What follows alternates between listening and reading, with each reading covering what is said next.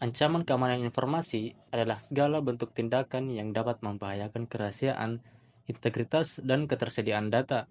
Contohnya itu meliputi malware, phishing, hacking, ransomware, dan insider threat. Serangan ini dapat menyebabkan kepencurian data, kerugian finansial, dan rusaknya reputasi organisasi. Untuk menghadapinya perlu dilakukan langkah-langkah seperti penggunaan antivirus, firewall, edukasi pengguna, dan kebijakan keamanan yang ketat. Selanjutnya, teknologi dan solusi keamanan informasi. Keamanan informasi adalah upaya untuk melindungi informasi dari berbagai ancaman agar tetap aman, rahasia, utuh dan tersedia saat dibutuhkan. Dalam dunia digital saat ini, keamanan informasi menjadi sangat penting karena banyaknya data sensitif yang disimpan atau dikirim secara elektronik. Yang pertama, keamanan teknologi keamanan informasi. Teknologi keamanan informasi adalah sistem atau alat yang digunakan untuk melindungi data yang perangkat dan jaringan dari akses yang tidak sah, penyalahgunaan, perubahan, atau perusakan teknologi-teknologi ini.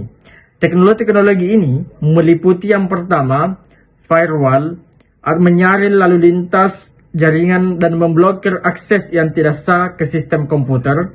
Yang kedua, antivirus atau anti-malware, mendeteksi, mencegah, menghapus perangkat lunak berbahaya seperti virus, worm, trojan, dan spyware.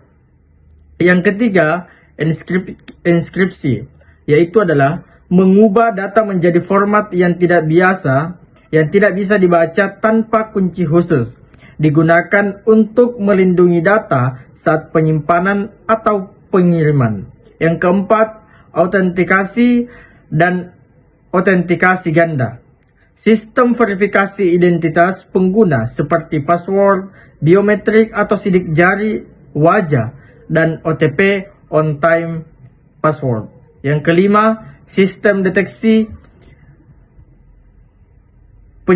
pencegahan intrusi atau IDS atau IPS. IDS, Intrusion Detection System, mendeteksi serangan cyber, sedangkan IPS atau Intrusion Prevention System menghentikan serangan sebelum merusak sistem. Yang keenam, manajemen akses atau access control, menentukan siapa yang boleh mengakses data dan apa saja yang boleh dilakukan. Yang ketujuh, Virtual Private Network atau VPN, menginskripsi koneksi internet sehingga pengguna bisa secara lancar, aman, dan anonim. Yang kedelapan, backup atau recovery system, yaitu menyimpan cadangan data secara rutin untuk mencegah kehilangan data akibat serangan atau bencana. B, atau solusi. Solusi keamanan informasi adalah bukan hanya soal teknologi, tetapi juga melibatkan kebijakan, prosedur, pelatihan, dan sumber daya. Yang pertama, kebijakan keamanan informasi. Aturan tertulis dalam organisasi yang menjelaskan bahwa bagaimana informasi harus dilindungi dan diproses. Yang kedua, audit atau penilaian risiko. Menilai celah keamanan dan potensi ancaman untuk memperbaiki sistem lebih dini.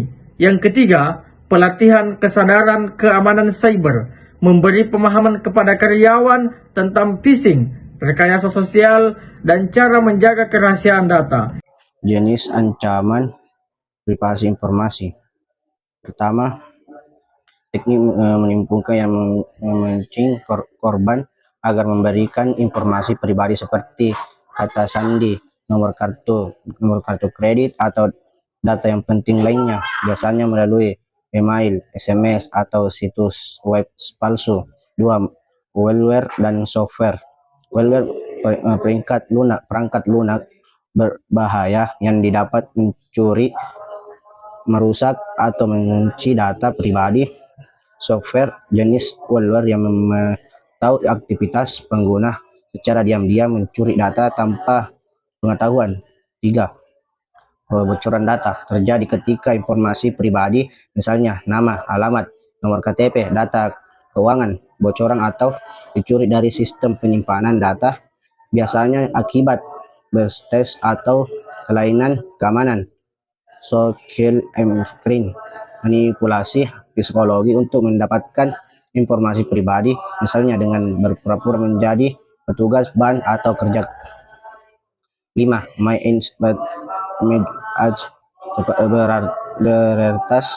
Berarti menyadap komunikasi antara dua pihak untuk mencuri informasi yang ditransaksikan seperti login akun atau data transaksi.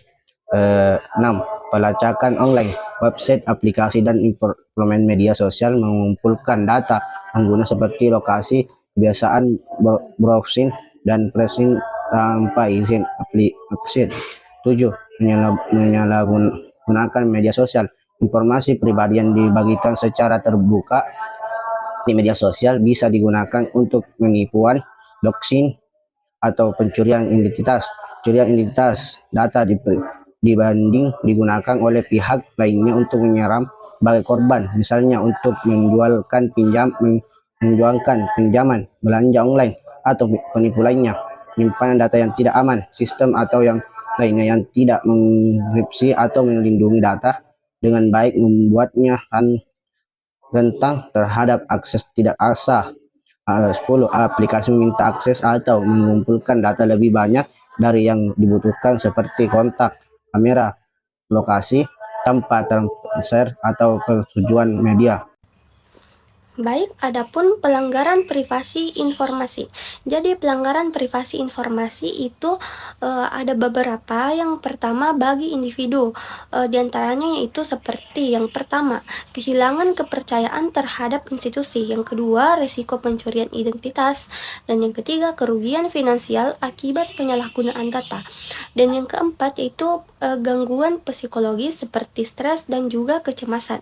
Dan yang kelima yaitu pelecehan atau penyalahgunaan data pribadi secara online. Dan untuk yang kedua yaitu bagi organisasi ataupun perusahaan. Di antaranya yaitu yang pertama, tuntutan hukum dan denda besar dari otoritas. Dan yang kedua yaitu reputasi dan hilangnya kepercayaan publik. Dan yang ketiga yaitu biaya besar untuk pemulihan dan kompensasi. Untuk yang keempat yaitu gangguan operasional akibat investigasi dan perbaikan sistem. Dan yang kelima yaitu kehilangan pelanggan atau mitra bisnis. Dan untuk yang ketiga yaitu konsekuensi hukum. Di antaranya yaitu yang pertama, pidana penjara bagi pelaku pelanggaran berdasarkan Undang-Undang Perlindungan Data. Dan yang kedua yaitu denda administratif dari pemerintah. Yang ketiga, gugatan perdata dari korban kebocoran data. Dan yang keempat atau yang terakhir yaitu kewajiban pelaporan insiden kepada pihak berwenang. Jadi di sini saya akan menjelaskan tentang teknologi dan solusi untuk menjaga privasi serta informasi pribadi kita di dunia digital. Nah, kita semua tahu kalau sekarang itu hampir semua aktivitas kita tersambung dengan internet. Mulai dari belanja online, buka media sosial, pakai aplikasi GPS, sampai ngisi data diri di berbagai platform. Tapi di balik semua kemudahan itu, kita sebenarnya juga sudah membagikan banyak data pribadi. Dan kalau tidak hati-hati, data itu bisa saja bocor atau disalahgunakan. Untungnya, teknologi juga hadir sebagai solusi untuk melindungi privasi kita. Salah satu contohnya yaitu enkripsi. Enkripsi itu semacam proses mengacak informasi kita, jadi hanya pengirim dan penerima yang bisa membaca. Misalnya saat kita chatting di WhatsApp, semua pesan sebenarnya sudah dienkripsi, jadi aman meskipun dikirim lewat internet. Lalu ada juga yang namanya VPN atau Virtual Private Network. VPN ini menyembunyikan lokasi dan identitas perangkat kita. Jadi aktivitas online kita tidak mudah dilacak dan sangat cocok kalau kita pakai WiFi public. Terus kita juga perlu pakai 2FA atau Two-Factor Authentication, kayak kode OTP atau aplikasi Authenticator buat lapisan keamanan tambahan saat login akun. Selain itu, sekarang juga sudah banyak fitur kontrol privasi di media sosial. Misalnya, kita bisa atur siapa yang bisa lihat postingan kita, siapa yang bisa kirim pesan, bahkan bisa blokir iklan berdasarkan minat. Semua teknologi ini dibuat supaya kita bisa tetap nyaman dan aman saat menggunakan internet. Tapi perlu diingat juga teknologi ini baru jadi efektif kalau kita juga sadar pentingnya menjaga privasi kita sendiri. Baik, selanjutnya saya akan membahas tentang praktik informasi yang adil dan kebijakan privasi. Jadi, saat kita menggunakan aplikasi atau website, sebenarnya kita sudah memberikan izin ke mereka untuk mengakses data kita.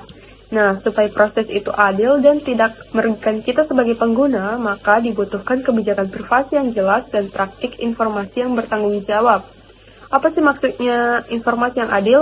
Artinya, kita sebagai pengguna berhak tahu data apa yang dikumpulkan, untuk apa data itu digunakan, dan siapa saja yang bisa mengaksesnya. Kita juga punya hak untuk menolak, menghapus, atau memperbarui data yang kita berikan. Itulah kenapa sekarang hampir semua aplikasi punya kebijakan privasi. Biasanya muncul waktu pertama kali daftar. Sayangnya, banyak dari kita langsung klik setuju tanpa baca, padahal di situ sudah dijelaskan hak-hak kita dan bagaimana data kita akan digunakan. Nah, supaya itu benar-benar dijalankan, pemerintah juga sudah membuat regulasi kalau di Indonesia kita punya yang namanya UU Perlindungan Data Pribadi atau UU PDP.